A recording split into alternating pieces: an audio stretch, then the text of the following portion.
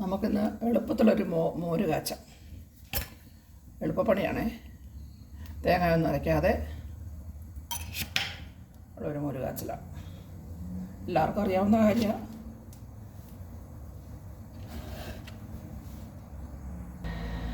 എണ്ണ ചൂടായി ഉലുവായി ഇടാം. ഉലുവായ മോര് കാച്ചുന്ന ഏറ്റവും രുചി വരുത്തുന്നു കേട്ടോ. എല്ലാവർക്കും അറിയാം കേട്ടോ.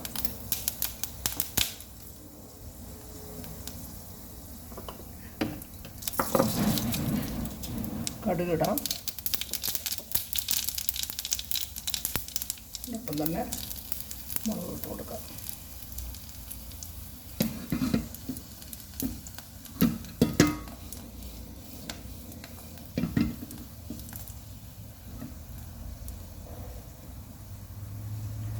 മൂത്ത് കഴിയുമ്പോൾ ഇഞ്ചി, വെളുത്തുള്ളി, കാന്താരി ചതച്ചതാണ്. എളുപ്പപ്പണിയാണ്. അതുകൊണ്ട് എല്ലാം ചതച്ചതാണ്. മറ്റേ നമ്മൾ കീറി വെച്ചിട്ട് വഴറ്റിയൊക്കെ ചേർക്കുന്നുണ്ട്.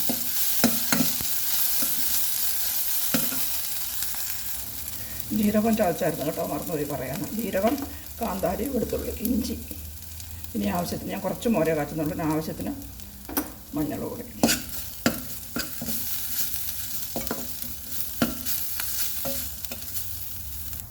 അത് മൂത്ത് കഴിയുമ്പോൾ വലിയ വെള്ളം ഒഴിക്കും. ഞാൻ അരപ്പിൻ്റെ ഒന്ന് വേറട്ടെ. കരിയാപ്പില,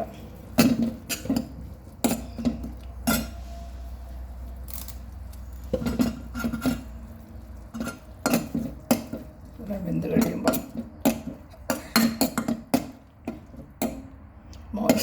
മോരൊഴിച്ച് കൊടുക്കും. ഇനി മോരൊഴിച്ച് കൊടുക്കാം.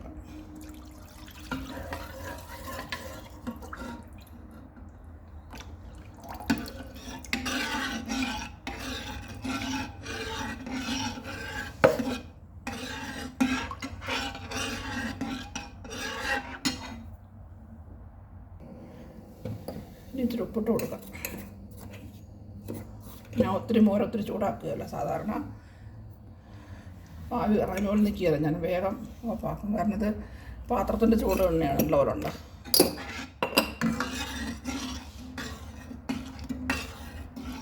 ചെറിയ തീല കിടക്കുന്നത്.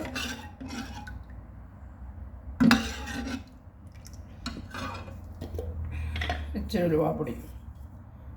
നിങ്ങൾ കാച്ചുന്ന രീതിയിലും പറയുക. ആരും കാണുന്നവരുണ്ടെങ്കിൽ എൻ്റെതായ അറിവ് ഞാൻ ചെയ്യുന്നു.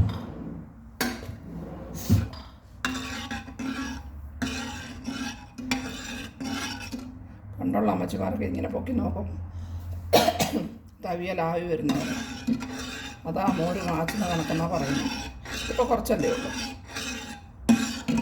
കുറേ ദിവസത്തിനും എല്ലാ കല്യാണം ആവശ്യം ഒത്തിരി കാച്ചുമ്പോഴൊക്കെ അങ്ങനെ ശ്രദ്ധിക്കുന്നത്. ഇതിപ്പം 2 ദിവസം കൊണ്ട് തീരാനല്ലേ ഉള്ളൂ. പിന്നെ വലിയ ചൂടാകുന്നുണ്ട്. ഒത്തിരി ചൂടായി കഴിയുമ്പോൾ മോരങ്ങ് നീണ്ടു പോകും. ഇപ്പോൾ ചെറിയ ചൂടായി. ഓഫാക്കുകയാണേ. ഒരുപാട് രുചി നല്ലപോലുണ്ട്. ഉപ്പ് കണക്കാണ്. അടിപൊളി മോര് കറി. ഇങ്ങനെ ഉണ്ടാക്കി നോക്കുക കേട്ടോ. തേങ്ങ അരയ്ക്കണം നിർബന്ധമൊന്നുമില്ല. ശരി, ഓക്കെ.